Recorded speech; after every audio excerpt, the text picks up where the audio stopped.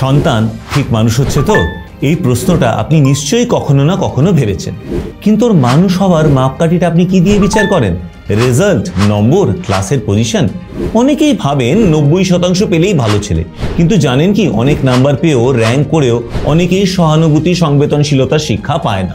তৈরি হয় না দায়িত্ববোধ, মূল্যবোধ, পরিস্থিতির সঙ্গে মানিয়ে নেওয়ার ক্ষমতা, যা ভবিষ্যৎ জীবনে ভীষণ সমস্যার কারণ হয়ে দাঁড়ায়।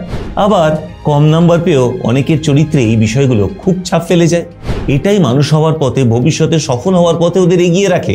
তাই সঠিক পথে মানুষ হওয়ার মানে শুধুই একাডেমিক পারফরমেন্স নয়, তার মধ্যে সততা, সহানুভূতি, সংবেদনশীলতা, দায়িত্ববোধ, মূল্যবোধ, পরিস্থিতির সঙ্গে খাপ খাইয়ে নেওয়ার ক্ষমতা, নিজের ভুল স্বীকার করার সাহস, এই গুণগুলো যদি দেখতে পান তবেই জানবেন ও ঠিক পথে আছে। আর বাকি সব সময়ের সাথে ঠিক হয়ে যাবে।